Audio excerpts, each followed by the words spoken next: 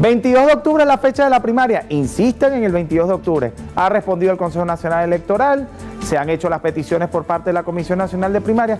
¿Qué significa que estoy a tu disposición, pero soy el único que tiene los derechos de realizar elecciones en el país?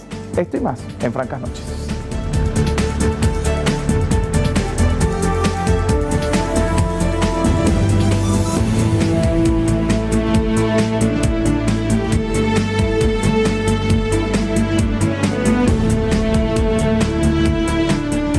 Francas Noches Venezuela, hoy es lunes, comienza la semana, comienzan nuevos retos, comenzamos con nueva energía y estoy feliz de acompañarles en este espacio que nace para construir la televisión informativa que tanto Venezuela merece y además para buscar la verdad siempre. Recuerden que aquí la verdad no es una opción, es nuestra convicción y queremos encontrarla juntos. A través de las redes sociales ustedes pueden hacerse parte de este espacio. Ustedes son los responsables de la trascendencia de Francas Noches. @Halim Naim en Twitter e Instagram, @Noticias Canalí, @Francas Noches Piso Canalí en Instagram y por supuesto la etiqueta Francas Noches para hacer llegar dudas, sugerencias y comentarios.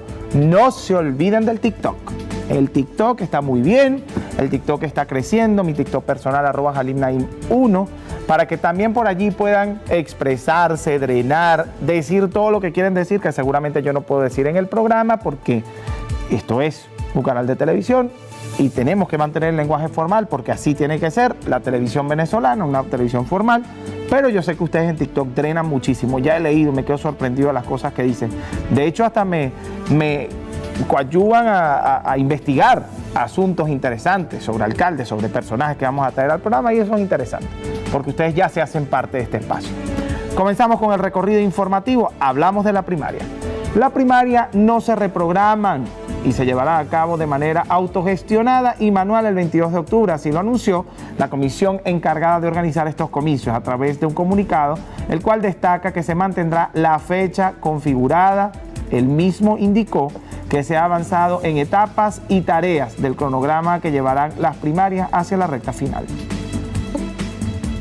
El texto expresa que la respuesta de la comisión se produce tras explorar a lo largo de 2 reuniones de la Comisión Técnica Conjunta los detalles de la propuesta oficial y establecer varias jornadas de consultas con candidatos, partidos políticos y factores que apoyen este proceso ciudadano. Consultas en las que se identificó un criterio coincidente en torno a la posición expuesta en los siguientes extractos del documento presentado este día ante el CNE. Ahora citamos algunas de las consideraciones establecidas en el comunicado de fecha 2 de octubre del 2023. Primero, disponer de centros de votación oficiales instituciones educativas como complemento o sustitución de algunos de los ya conseguidos en virtud del esfuerzo ciudadano. Segundo, contar con la facilitación del CNE para informar al Ministerio del Poder Popular para la Defensa, al Ministerio del Poder Popular para Relaciones Interiores, Justicia y Paz y otros órganos con competencia en materia de seguridad y orden público sobre la celebración de la elección primaria del 22 de octubre y establecer los enlaces que sean necesarios para favorecer el desarrollo pacífico de la jornada electoral. Tercero, tener apoyo del CNE a fin de evitar obstáculos en el traslado de material electoral mediante salvoconductos u otros protocolos similares. Cuarto, con los buenos oficios del CNE facilitar los contactos con el Ministerio del Poder Popular para la Comunicación y la Información y la Cancillería, a fin de adelantar los trámites requeridos para el ingreso al país de reporteros internacionales que han manifestado su interés en dar cobertura especial a la elección primaria. Quinto, de igual forma contar con ese apoyo para facilitar el ingreso al país de algunos expertos electorales que serán invitados por esta comisión con motivo de la primaria. Citamos, de aceptar el CNE de estas solicitudes estaría colaborando con la primaria como iniciativa ciudadana y democrática. Culmina el texto firmado por el presidente de la Comisión Nacional de Primaria, Jesús María Casal. Para Canalí, Angélica Pariguán. Insistente la Comisión Nacional de Primaria con el tema de la fecha y la autogestión, muy a pesar de que se han sostenido reuniones con el Consejo Nacional Electoral. ¿Será que estas reuniones no llegaron a feliz término? Lo cierto de todo esto es que el ente electoral en esta oportunidad también ha respondido. Y como en Francas Noches todos tenemos espacio, Avanzamos en este contenido. El Consejo Nacional Electoral ratificó en un comunicado su disposición de brindar apoyo técnico automatizado a la Comisión Nacional de Primarias en respuesta a la solicitud del ciudadano Jesús María Casal. El ente electoral señaló que está preparado para garantizar las primarias y cualquier otra elección y reafirmaron su compromiso con el pueblo venezolano en el fortalecimiento de la democracia, según la cita. Este comunicado, con fecha de 2 de octubre de 2023, el Consejo Nacional Electoral señala que el pueblo venezolano debe sentirse orgulloso porque cuenta con el mejor sistema automatizado del mundo. Luego de citar este comunicado del Consejo Nacional Electoral, me gustaría que ustedes en su casa también nos dijeran si usted está orgulloso del Consejo Nacional Electoral y considera que es el mejor sistema automatizado del mundo, que es el mejor sistema electoral del mundo. Cuéntenme ustedes, @noticiascanalí, @jalibnaim, la etiqueta Francas Noches y Francas Noches Piso Canalí para hacer llegar todas las dudas, sugerencias y comentarios que tenga. Comentarios sobre este tema. ¿El Consejo Nacional Electoral para usted es confiable? ¿Es el mejor del mundo? Ya lo veremos. A juicio de Diosdado Cabello, primer vicepresidente del Partido Socialista Unido de Venezuela, existe una gran incertidumbre sobre las elecciones internas de la oposición, así las catalogó. Esto luego de declinar sobre la propuesta planteada por el Consejo Nacional Electoral. Asimismo, Cabello indicó que este proceso no es autónomo, por el contrario es ordenado y tutelado por Estados Unidos. Pero a estas alturas sigue sobre la primaria una gran incertidumbre. ¿Se harán, no serán, cómo serán? El que crea que la primaria es un acto de, ¿cómo se llama?, de los partidos de la oposición, bueno, siga creyéndolo. Pero está tutelado por los Estados Unidos y ahí será lo que diga Estados Unidos. Esa decisión de que si hay CNE o no hay CNE, eso no depende de ninguno de ellos. Depende de lo que le diga Estados Unidos. El dirigente de la Tolda Roja calificó de absurdas las peticiones realizadas por la Comisión de Primaria. A su juicio, el Poder Electoral no decide sobre el ingreso al país de delegaciones internacionales. Porque dice que no quieren al CNE, pero después le piden un montón de cosas al CNE. Por ejemplo, de igual forma, contar con ese apoyo para facilitar el ingreso al país de algunos expertos electorales. Tiene que ver el CNE con eso. Venezuela no decide el CNE quién entra o no entra. Es igual que pedir los centros educativos al CNE. Al CNE no se le piden centros educativos, el CNE no tiene escuela. Recalcó que entre los líderes opositores existe una gran división, lo que les ha impedido concretar los temas organizativos de cara a la primaria. Ilene González, Canal I. Fíjense una cosa, aquí Tamara Adrián, que es candidata a esa elección primaria, dijo que la Comisión Nacional de Primaria ni los candidatos habían hecho ningún tipo de solicitud de esa magnitud al Consejo Nacional Electoral. Que esa no fue la solicitud que se hizo. Número 1. Número 2.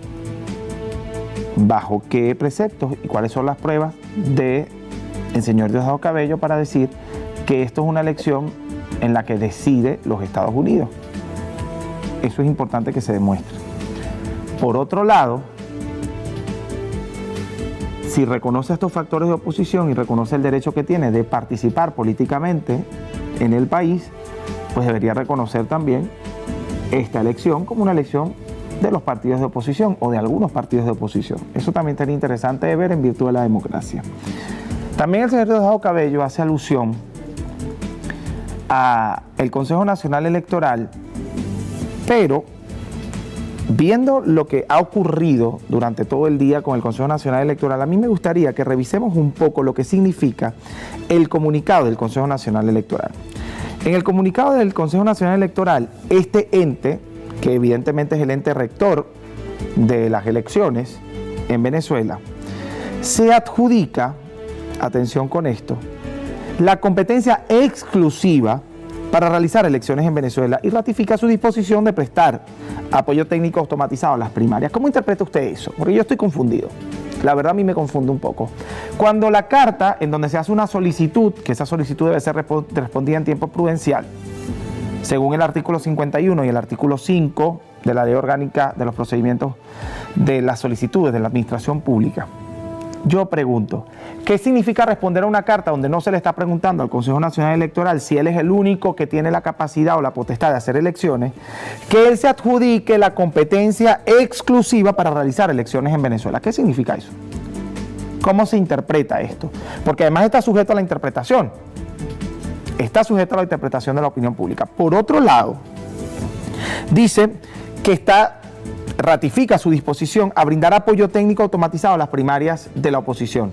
¿Qué significa esto? Cuando tú ratificas tu disposición de brindar apoyo técnico, ¿qué significa esto? ¿Qué te pidió la comisión de primaria y cuál es el significado de tus palabras? Porque decir yo ratifico mi disposición de brindar apoyo técnico no es responder si el Consejo Nacional Electoral va a brindar apoyo técnico.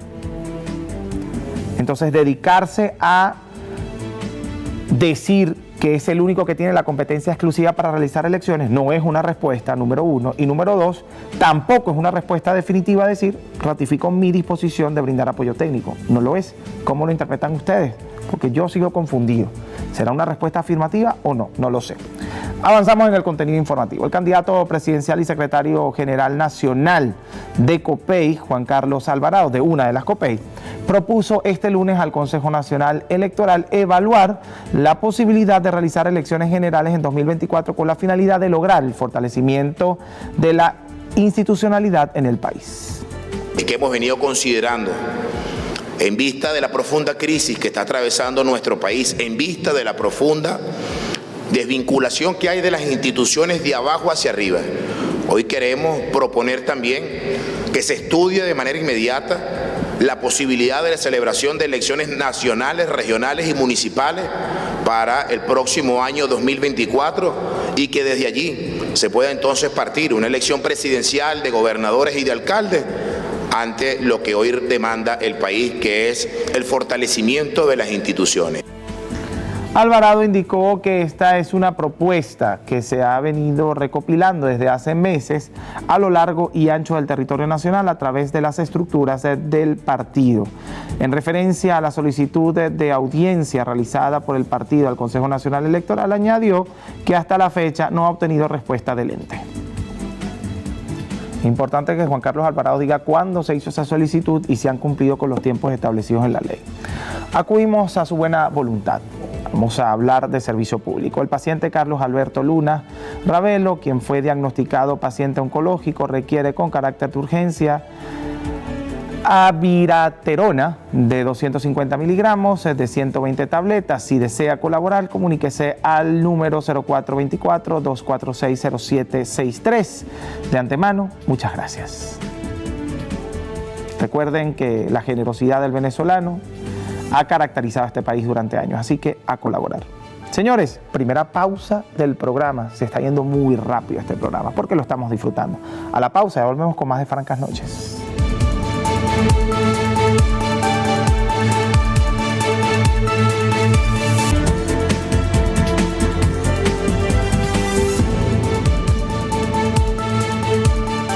Continuamos con más de Francas Noches, seguimos revisando información. No quiero dejar de lado el estado de las lluvias y de las calles en el país a causa de las lluvias. Caracas está, la verdad, colapsada con esta situación. La avenida Sucre, los dos caminos cerrada por falta de electricidad. Caen 2 gotas de agua y la electricidad brilla por su ausencia. Las personas en las calles, de hecho no había acceso al canal de avenida. Tuvimos que dar la vuelta y ahorita, en este momento, estamos atendiendo a alguna contingencia que ha generado la lluvia muy cerca de la planta, y lo cierto de todo esto es que esto también pasa por la falta de gestión, el mantenimiento de los drenajes. Definitivamente hay mucho que hacer, no solo en la ciudad capital, sino en el país en esta temporada de lluvia. Ojalá quienes sean responsables se aboquen a hacer lo propio en los drenajes y en la vialidad, porque definitivamente también hay que reforzar el cableado. Muchos accidentes por causa de que las brisas y las lluvias hacen que el cableado se caiga y se generan este tipo de accidentes que después estamos lamentando. Así que para evitar más hechos lamentables, por favor, hacer lo propio. El presidente Maduro ha catalogado de exitosa la rueda binacional entre Venezuela y Colombia para tratar asuntos económicos. Además, están realizando una continuación de lo que había sido la apertura de la frontera en aquel momento y esa reunión que había tenido el presidente Petro con algunas empresas venezolanas. ¿Qué tan exitosa es esta rueda binacional? ¿Qué tan exitosa es la relación económica entre Colombia y Venezuela cuando existen tantas diferencias hoy que están vinculadas al tema político, porque ya lo ha dicho el presidente de Colombia, Gustavo Petro. Ciertamente, aunque estamos reabriendo la capacidad económica entre Colombia y Venezuela, no necesariamente nos estamos sumando a la forma de hacer gestión del presidente de Venezuela, Nicolás Maduro. Pero qué tan distinto además es Gustavo Petro a los demás gobiernos latinoamericanos cuando hoy está siendo investigado por hechos de corrupción vinculados a su hijo. Lo cierto de todo esto es que por más alianzas económicas que se puedan hacer entre ambos países, la realidad política de ambos países arropa y cierne una nube gris sobre estas alianzas económicas. Escuchemos lo que dijo el presidente Nicolás Maduro. Le decía al presidente Petro que es un gran logro del trabajo que estamos haciendo de manera mancomunada el gobierno de Colombia y el gobierno de Venezuela para abrir las puertas de las fronteras, para abrir las puertas del comercio, para abrir las puertas de la inversión asociada de capital colombiano en Venezuela, de capital venezolano en Colombia. Además, el mandatario agradeció la participación de 530 empresarios colombianos y 410 empresas venezolanas por los avances y acuerdos alcanzados. Ojalá, de verdad que el avance económico entre por la frontera colombiana y no se preste una vez más para que ese avance económico beneficie a unos pocos y no al país en general. Ojalá las cosas se hagan como tienen que hacerse. Y ojalá la ideología y la política no prelen sobre el asunto económico. Por otro lado, y vamos a hablar de COPEI otra vez. Representantes del Partido Social Cristiano COPEI y el Movimiento al Socialismo Más calificaron como trágico el inicio del año escolar 2023-2024. A su juicio, el gobierno nacional no se abocó en los últimos meses y semanas a trabajar en la reivindicación social y salarial por parte del personal docente y de todos los trabajadores de la administración pública. El secretario general de COPEI y candidato presidencial Juan Carlos Alvarado afirmó que el año escolar inició con dos obstáculos. En su opinión, un bajo salario para los educadores y el mal estado de los centros educativos. Pues hoy, después de 18 meses de no haberse aumentado el salario en nuestro país, nosotros abogamos, exigimos al Poder Ejecutivo, antes de estar amenazando a los maestros y a las maestras de que los van a verificar, que vayan a las unidades educativas, que lleguen a las aulas de clase, pónganse a verificar lo que realmente están pagando para llegar a dar clases. Crearon las bricomiles para recuperar los centros educativos y hoy hemos recibido un reporte por parte del equipo de Magisterio Nacional de nuestro partido de cerca de 45% de unidades educativas en pésimo estado. Por su parte, el secretario general del MAS, Felipe Mujica, expresó que este regreso a clase no es motivo de celebración, ya que aún existen muchas dificultades, como es el caso del bajo salario. Nosotros lo que queremos es denunciar todo esto, pues nos parece que el país no puede convivir quedándose callado con una situación como esta y sobre todo cuando hay una movilización tan importante por parte de los educadores señalando lo que les está pasando en materia de salario, y a eso agreguémosles otro aspecto que no hay que ser muy curioso para darse cuenta de eso. Cabe destacar que ambas organizaciones políticas exigieron al Poder Ejecutivo tomar las medidas necesarias que permitan mejores reivindicaciones salariales. Nelcy Delgado, Noticias Canalí. A propósito del regreso a clases, el rector general del Consenso Educativo, Fausto Romeo, tildó de exitoso el regreso a clases en las aulas de las instituciones de educación privada del país. Lo que sí también es bueno saber y entender que vamos a ese cambio curricular. La última vez que yo estuve aquí te comentaba que ya van 40 años de ese currículo de educación media. Bueno, ahorita se está implementando una parte que es la educación técnica profesional, lo que antiguamente conocíamos como el bachillerato industrial, el bachillerato industrial que existía. Bueno, ahorita se hace una fase piloto porque un currículo conlleva prácticamente como 2 años, 2 años y medio para poder definir todas las estrategias, la pedagogía, el contenido programático y se desprende. Esto va a ser de 6 años, pero aquí hay algo que es muy importante saber, que estos jóvenes van a salir con una temática vocacional, es decir, no va a ser típico que en quinto año, en el mes de mayo, marzo, empiezan a ver, bueno, hay que inscribirse, hay que ponerse en la página del Sistema Nacional de Registro para ver qué carrera es, sino que la vocación la va a adquirir el joven desde el primer año de bachillerato. Asimismo, enfatizó que se espera haya una solución ante la, además, disparidad de sueldos que puede existir entre un docente de la administración pública y uno privado. Sí, evidentemente hay disparidad y lo decimos con conocimiento de causa. Lo correcto sería que el educador gane en un país lo suficiente, porque él es el que educa al presidente, al ministro, al médico, al abogado, al ingeniero, a todos. Todos pasamos por la mano de un educador y definitivamente tiene que ser el mejor pagado del país.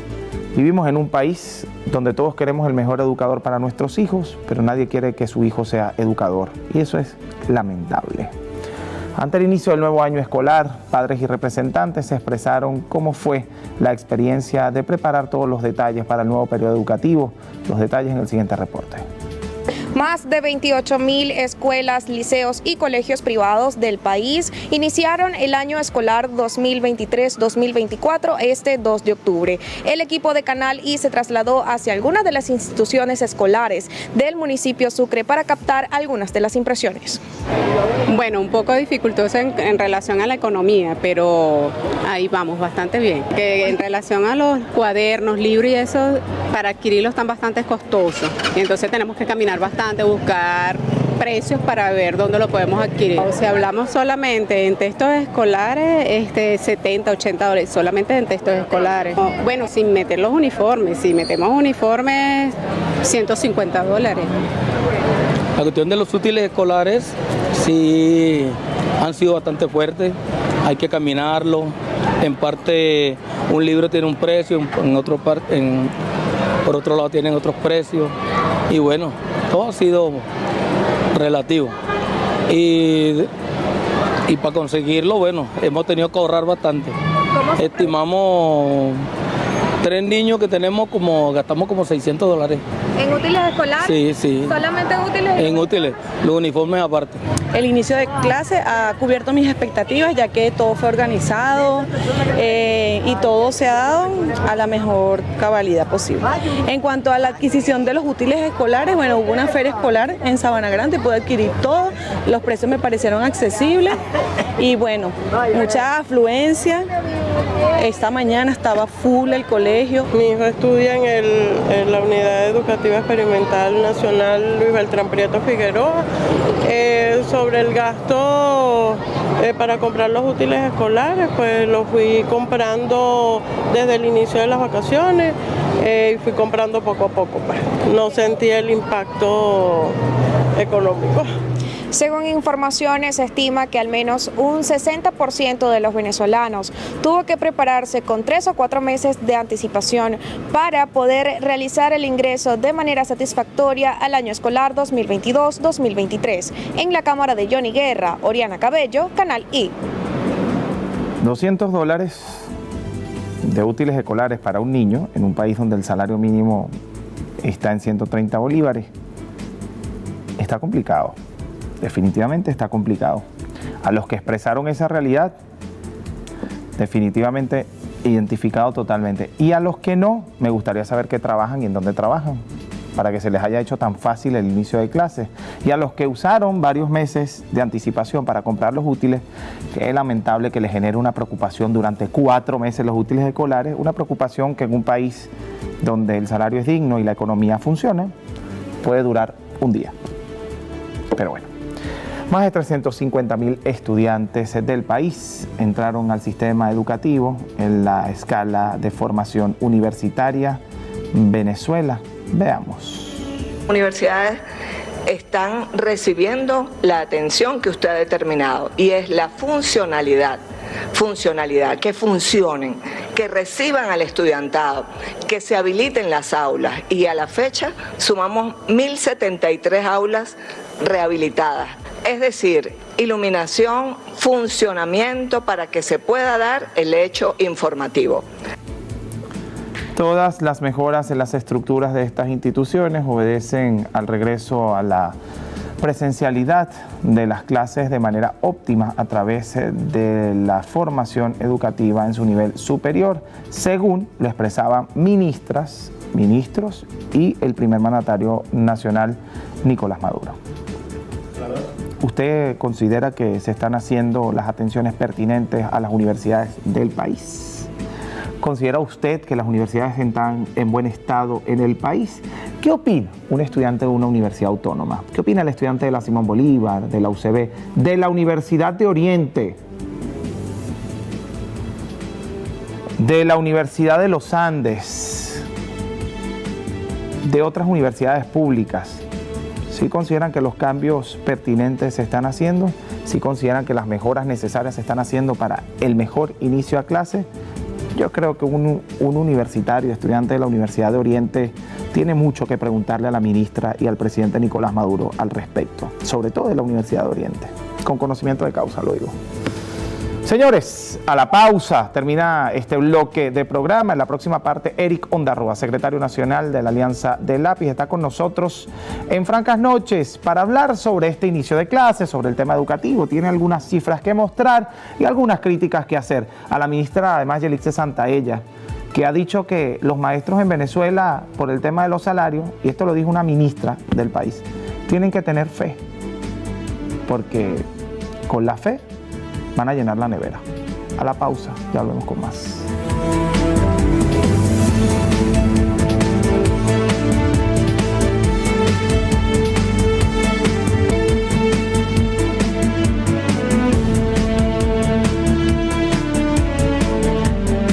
En la silla franca, Eric Ondarroa, secretario nacional de la Alianza del Lápiz. En un día controversial para la educación, comenzaron las clases, porque además la ministra dijo que las clases comienzan hoy y que son toda la semana. De lunes a viernes son las clases en Venezuela, con la gran diatriba de cómo va a ser un maestro para llegar de lunes a viernes al colegio donde da clase. Eric, bienvenido a la silla franca. Muchísimas gracias por la invitación, Jalín. Un placer estar aquí contigo en este espacio. Un abrazo a todo el equipo técnico y a toda la familia de Canal I y todos los que nos están viendo también. Gracias, Eric. Francas Noches ha tocado el tema de la educación desde el día 1. Desde el día 1, el 27 de febrero de este año comenzó Francas Noches y ese mismo 27 de febrero se le dijo al fiscal que qué ha cambiado de aquel Caracazo, porque estábamos conmemorando un año más del Caracazo, y decía, ¿qué ha cambiado? Si hoy los maestros están en la calle protestando, si hoy existen tales o cuales motivos para protestar en el país y la gente está en la calle y los maestros están pidiendo una reivindicación salarial y están pidiendo el salario justo, ¿qué ha cambiado de aquella época hasta ahora? Yo quisiera que la gente visitara el YouTube y viera cuáles fueron las respuestas, pero en esta oportunidad yo tengo a una persona de un partido que ha apostado por la educación desde el principio. De hecho, tuvimos acá a su candidato presidencial, que es Antonio Ecarri, y dice que la prioridad en su gestión será la educación. Es así. Si vamos a hablar de educación, es bueno tener a alguien del Partido del Lápiz, de la Alianza del Lápiz, aquí con nosotros. Eric, número 1, ¿qué significa para ti que la ministra diga a los maestros que tengan fe con lo que concierne al salario? Bueno, yo creo que lo primero es una gran burla a todos los maestros venezolanos. Creo que es irrespetuoso, creo que es poco serio el hecho de que quien ocupa el cargo más importante que existe en una nación, como es ocupar el cargo del ministro de Educación o ministra de Educación, lo primero que debería estar haciendo el ministro es defender a los maestros venezolanos y promover que tengan las mejores condiciones posibles. Ahora bien, señora ministra, con todo el respeto, como madre, como ministra, yo no creo que con fe, cuando abra la nevera, el maestro o la maestra venezolana encuentre la comida. Con fe no va a encontrar los reales y los churupos para pagar el transporte público con el que financia a la educación pública. Con fe no va a conseguir la póliza de HCM que no existe ni la póliza de servicio funerario. Entonces es una gran burla. Pero ella alega que la plata no está, que no hay dinero para poder cubrir esas necesidades de las que habla el sector educación. Oye, pero sí están los reales para que la señora ministra diga antes de ayer, que van a poner un sistema con un código QR para hacer unas listas y ver quiénes son los maestros que van a clase y los que no, Bueno, que hay mucha gente en cola esperando la oportunidad. Entonces sí están los reales para generar un sistema que es un sistema sapo para decir qué maestros van y qué maestros no van a clase. Además para eso sí hay real. Además que hay un tema, que ellos hablan de una alternabilidad de clases, es decir, no son todos los días que los maestros tienen que ir a clase, pero ha dicho que las clases son de lunes a viernes, entonces no se entiende el asunto de los horarios con el asunto de los maestros, porque ella decía, no, los maestros con este sistema QR, esta lista QR, van a clase el 80% de los días o el 60% de los días, no recuerdo cómo era que decía. Lo cierto de todo esto es que luego salen declaraciones diciendo que las clases en Venezuela son todos los días. Entonces la gran pregunta es, si las clases son todos los días, ¿van a ir los estudiantes sin maestros al colegio? Pero es que nosotros estamos aquí, Jalín, en la eterna historia. La educación ha venido involucionando. Nosotros llevamos 15 años denunciando el acelerado deterioro y colapso del sistema educativo venezolano. Y lo que pensábamos que el año pasado era el peor inicio de año escolar, bueno, hoy nos encontramos con un año escolar peor aún. Le bajaron la Santa María a la educación. Porque ¿qué es iniciar el año escolar?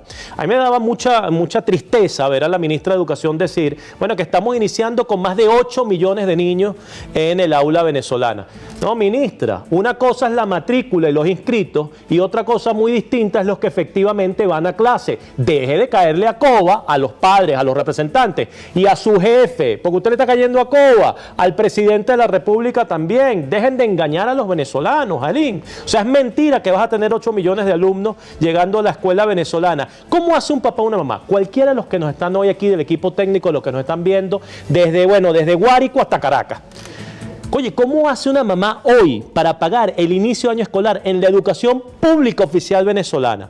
Primero tienes que costear $501, dice el Sendas, más o menos, que está la canasta alimentaria. Ah, pero todo el mundo está ganando 130 bolívares. Tú tienes 4.5 millones de funcionarios públicos, más los jubilados y pensionados que son los abuelos que a lo mejor están criando a los nietos y les toca, porque son hijos de la diáspora, mantener esos chamos. ¿Cómo hacen para pagar eso? Pero es que aquí no existe gratuidad de la enseñanza, Jalín.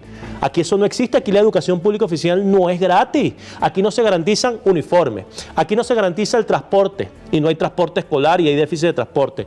Aquí no se garantiza el plan de alimentación escolar. Mira, hay un ejemplo claro, que yo eso siempre... ya es pagar la educación. Ya, ahí está. Y los libros y los útiles.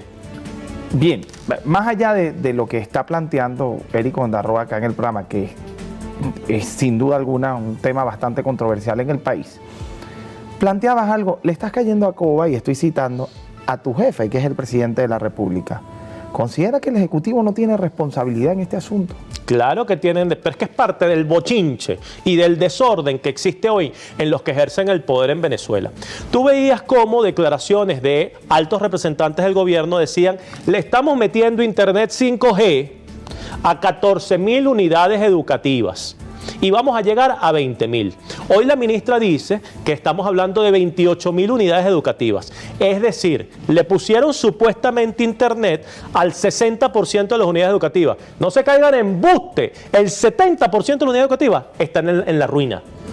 El 70% de las unidades educativas no tiene pupitre. ¿Según el quién? 70% de las unidades educativas tiene goteras en los techos. ¿Según quién, Eric? Según todos los estudios, los invito a todos. Mira, yo mismo lo he visto. Tú te vas pasando. Tienes cifras, estudios hechos. Cifras, y lo hemos visto. Más del 85% de la infraestructura escolar no le llegó las bricomiles. ¿Esas bricomiles qué son? ¿Y dónde llegan esas bricomiles? Porque eso es lo primero. Es muy fácil llegar con unos potes de pintura y arreglar la fachada por donde pasa la reina en las escuelas que se encuentran en las avenidas principales. Pero ¿por qué las bricomiles no suben cerro? ¿Por qué las bricomiles no van a las zonas rurales? A esas bricomiles no tienen. Eso es como un carro en donde tienes los cauchos pichados, la caja desliza y el motor fundido. Esas son las bricomiles. No llegan a atender, Jalín, y disculpa que te traje ahí, a los más importantes, a donde se encuentran la mayor cantidad de los chamos venezolanos que tenemos que atender, en las zonas rurales y en las zonas populares. Cerro, la educación tiene que subir cerro. Bueno, a los que nos están viendo, recuerden que en el periodismo existe un factor que se llama el derecho a réplica. Si existe alguien que viva en el cerro, que sea directivo de un colegio en el cerro, y llegaron las bricomiles y considera que tiene que venir al programa a desmentir esta información, pues bienvenido. Por otro lado, esto que está diciendo Eric Ondarroa, que es bastante fuerte y delicado, no amerita una presentación de pruebas. Yo estoy pidiendo pruebas porque a mí me gusta pedir pruebas en el programa, pero no amerita cuando un asunto es público, notorio y comunicacional.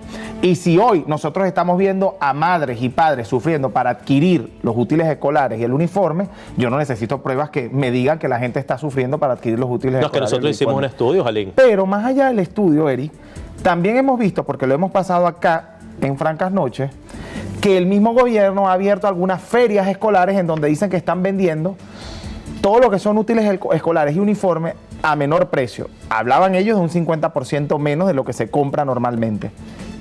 En la próxima parte vamos a hablar de ese tema. ¿No es eso un plan para contrarrestar la realidad económica y educacional en el país? Ya volvemos con más de Francas Noches.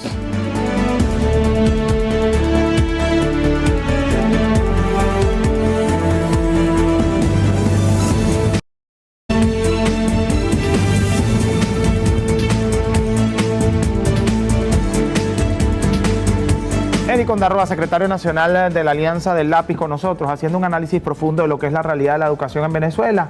Hoy, cuando comienzan las clases en el país, y seguramente en unas semanas saldrán cifras de cuál ha sido la deserción, de cuántos alumnos han asistido y cuántos no, y eso es importante también tenerlo en cuenta. Seguramente haremos un seguimiento de lo que han sido el inicio de clases, pero dejábamos una pregunta en el aire. Hablabas de la dificultad que tenía el venezolano para iniciar clases y decías, en Venezuela la educación no es gratuita porque la gente tiene que adquirir cosas, pagar transporte, llegar al colegio, y yo te decía, bueno, hemos pasado acá reportajes en donde se ven ferias escolares planteadas por el mismo gobierno, en donde algunos de los que compraban decían, es mucho más accesible que lo que se compra en cualquier tienda. Te pregunto, ¿eso no es un plan para contrarrestar la realidad económica y educativa en el país? Jalín, pero es que aquí lo único que ha llegado a la luna son los precios del inicio del año escolar. Tú me puedes decir que son más baratos. Ok, miren, el estudio que nosotros hicimos sale $477 por niño. Es lo que le cuesta a una madre venezolana el inicio del año escolar. Ojo, y este es un estudio simplemente con una camisa, un pantalón, un mono, unos zapatos deportivos, libros útiles y transporte. Esos son, Jalín, 119 salarios mínimos.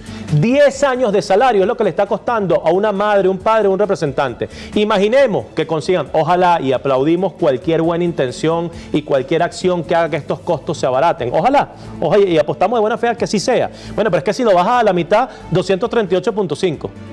Bueno, $238 por chamo para el inicio de año escolar. Entonces, aquí lamentablemente vienen con el descaro de decir, es que este es un feliz inicio de año escolar. Yo quiero que cualquier madre venezolana le responda o piense en su momento, o usted, señora ministra, con todo el respeto una vez más, ¿a usted le parece un feliz inicio de año escolar arrancar un año escolar cuando tienes que pagar $477 por chamo, 119 salarios para que tu hijo inicie en la educación pública?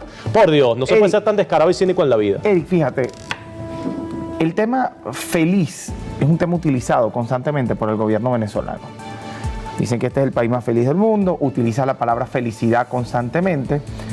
Y en el marco de la felicidad, que sociológicamente no sabemos qué es la felicidad, porque lo que puede ser felicidad para algunos puede ser tristeza para otros, pudiéramos ver a niños felices volviendo a clase. Y esa es la naturaleza de un niño, de un joven venezolano, está feliz porque está volviendo a clase. Pero la ministra le pide a los maestros fe, número uno. Dice que es un inicio feliz cuando no sé si para los maestros sea tan feliz el inicio a clase. Cuando hay tantos maestros que se han dedicado a emprender en otros espacios. Yo quiero preguntarte, más allá de eso y de la crítica que tenemos, con esos maestros, número uno, se han sentado y número dos, le han propuesto cosas. Nosotros desde el Lápiz llevamos años alzando la voz en nombre de todos los maestros venezolanos. Mira, lo hemos dicho, Alén. Mira, un país que desprecia a sus maestros es un país que se condena al tercer mundo, al hambre y a la miseria. Aquí los niños venezolanos que hoy están yendo a una escuela que no enseña ni a vivir ni a trabajar, porque esa es la triste realidad que tenemos, son los hombres y mujeres que van a tener que regir los destinos de la nación en un futuro. Udal Pietri nos decía, si tú quieres ver cómo va a ser la Venezuela del mañana, échale un vistazo al aula de clase que tienes hoy. Bueno, ¿cómo está el aula de clase que estamos viendo hoy en el inicio de año escolar? Bueno, destartalada, con los docentes con sueldos de hambre y de miseria, con un plan de alimentación escolar que cerró el año pasado en el 90% de las unidades educativas no funcionando correctamente y a punta de carbohidrato tienen a nuestros niñitos venezolanos, y con una ministra de Educación que no atiende los verdaderos temas. Yo reto a la ministra a que caiga de sorpresa en cualquier unidad educativa del país. De sorpresa, no las que le pasan al Estado, caiga de sorpresa en una unidad educativa del centro de Caracas. Caiga de sorpresa el Instituto Parroquial del Valle, que desde el año pasado estamos diciendo que lo tumbaron para hacerlo nuevo y no lo han terminado. ¿Qué pasa con esos chamos? ¿Qué pasa cuando un niño no va a la escuela? Ahora, con esta lista QR, ¿cuál crees tú que sea la intención del gobierno? Bueno, mensaje a la ministra. Miren, perseguir al maestro venezolano es un acto ruin y cobarde. No tiene sentido. Si ustedes saben muy bien que con los salarios de hambre que tienen los maestros no les da para pagar el pasaje, ustedes ahorita venir a implementar una lista para andar persiguiendo a los maestros que no pueden ir a dar clases porque el sueldo no les da. ¿Por qué ustedes no organizan más bien como iniciativa del Ministerio de Educación y de la ministra un plan de transporte para que el maestro pueda llegar al aula de clase? ¿De dónde saca Eric Ondarroa que esa lista es para perseguir maestros? Bueno, muy sencillo. Si ella cínicamente dice en sus declaraciones es que tenemos que ver si los maestros están yendo al aula o no, y aquellos maestros que no asistan, hay una lista de personas en espera. Bueno, ¿qué es eso? ¿Esa es la felicidad? ¿Esa es la paz? ¿Esa es la manera en cómo estamos defendiendo al gremio docente? Así no vienes, te saco. Ah, pero no te doy las condiciones. Mira, yo reto aquí a cualquier funcionario de los que hoy ejercen el poder en Venezuela. ¿Por qué no agarran y aplican la Ley Orgánica de Prevención, Condiciones y Medio Ambiente del Trabajo, con la LOPSIMAT y el INSACEL? ¿Por qué no va el INSACEL a inspeccionar las unidades educativas para ver si existen las condiciones y medio ambiente de trabajo para el maestro, para el personal obrero y para el personal administrativo, y para que nuestros niñitos vean clases en esas aulas, en vez de andar matraqueando a los empresarios que están tratando de sacar adelante el país? ¿Por qué no aplican la LOPSIMAT en la escuela venezolana? ¿Cuánto tiene que ganar un maestro, Eric? Nosotros lo hemos dicho, en nuestro gobierno, con Ecarri como presidente, la Venezuela educadora, vamos a hacer todos los ajustes, y por eso lo decimos públicamente y lo ratificamos. Nos vamos a poner a ganar $2.500, es lo que va a terminar ganando un maestro cuando termine nuestro gobierno. Si están ganando en Chile, tienes maestros que ganan $3.000, tienes en Finlandia maestros que están ganando esos montos también. Cuidado con algo que estás diciendo, Eric, porque tú estás promoviendo, y además dentro de tu alocución hablabas de que los tienen pasando hambre, de que los tienen a punta de carbohidratos, como que si la responsabilidad de la educación a los niños, la responsabilidad de la educación también está vinculada a alimentar a los niños. Ahora yo pregunto, ¿la visión que tienes de la educación en Venezuela es una educación mantenida por el Estado, es decir, subsidiada en su totalidad por el Estado? Es que nosotros tenemos que trascender de la figura del Estado docente. Es decir, seguir dándole la comida a la gente, seguir dándole la educación, todo gratuito. Mira, Jalín, lo primero por ejemplo, ¿no sería mejor promover que la gente trabaje o promover espacios de trabajo dignos o salarios dignos como para que la gente trabaje y pueda costear todo lo que está vinculado a la educación? Sí, porque en Chile, que estás mencionando, no necesariamente es gratuita la educación. No, pero aquí tienes, primero, por marco constitucional está la gratuidad de la enseñanza, y tenemos que garantizar un derecho humano fundamental como es que es el derecho que tiene cada niño a recibir una educación de excelencia y de calidad. Okay. Pero en el caso venezolano, Jalín, es que nosotros tenemos que atender una emergencia que tenemos hoy. Cuando tú ves que el 35% de los chamos de 0 a 5 años tiene retardo de crecimiento por malnutrición y por desnutrición, ¿qué significa eso? Que tú tienes que atender a una población vulnerable, que son los niños venezolanos. La escuela debe convertirse, Jalín, en ese espacio en donde tú primero tienes que alimentar al chamo. ¿Por qué? Porque con hambre un niño no puede formarse, con hambre un niño no puede aprender. El hambre mutila la capacidad de aprendizaje del niño venezolano. Entonces lo primero que tenemos que hacer es darle la papa a los chamos. El factor hambre es un factor vinculado a la economía.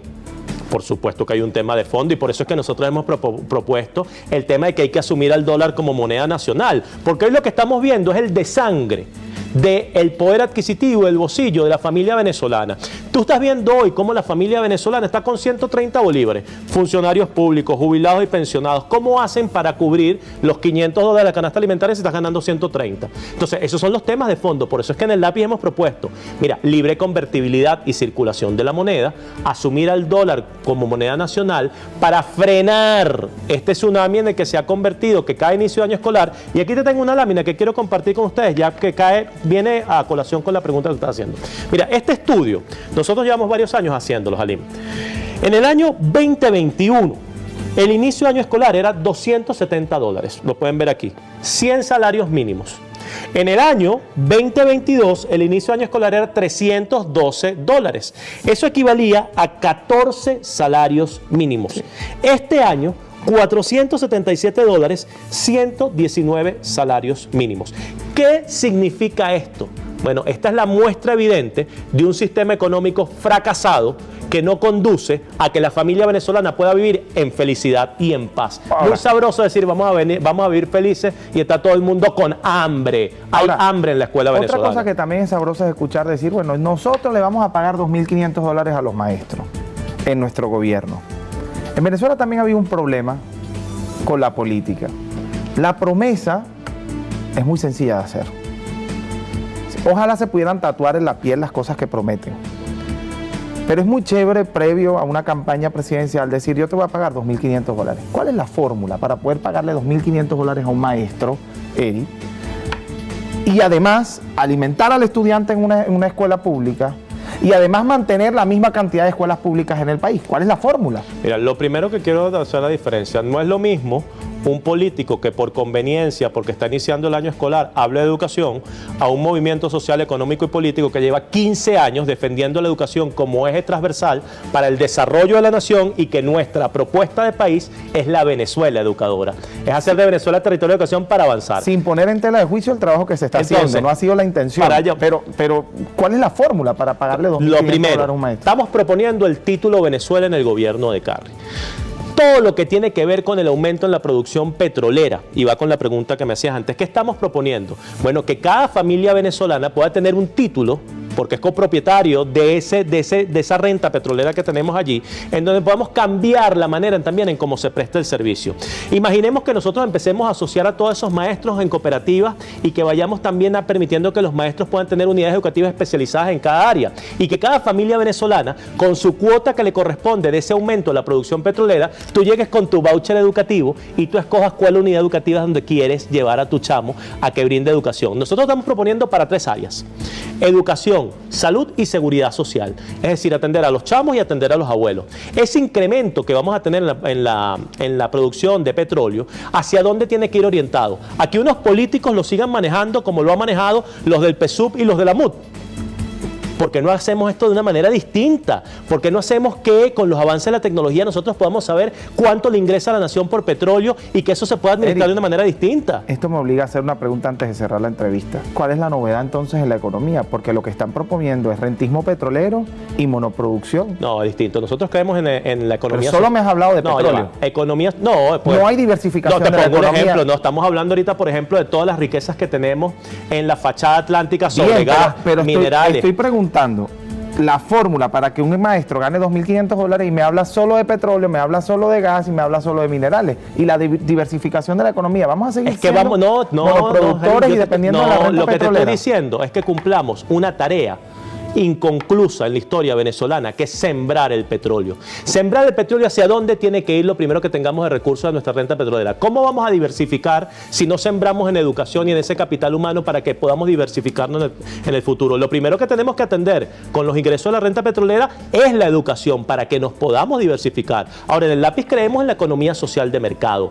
Creemos que necesitamos tener un cambio en paz y un cambio sin sobresaltos para que podamos atraer capital privado nacional y extranjero a que venga a invertir para acá. Pero ¿cómo invierte hoy? No hay nada más cobarde que $1 millón. ¿Cómo viene un empresario a invertir para acá si no hay seguridad jurídica? Si esto es un bochinche y si los actores políticos están todo el tiempo peleándose, hablando de que si las primarias, las secundarias y los otros voy por tu cabeza, quiero llegar aquí, y no discuten los verdaderos temas del país. Bueno, aquí estamos proponiendo la educación como el punto que nos permite echar para adelante a la familia. Agradecido contigo y a esa cantidad de cómo que acabas de preguntar, yo le agrego, ¿y cómo se le gana la elección a Maduro cuando no se tienen los números según las encuestas? Los números están. Vamos a esperar primero que exista fecha de la elección.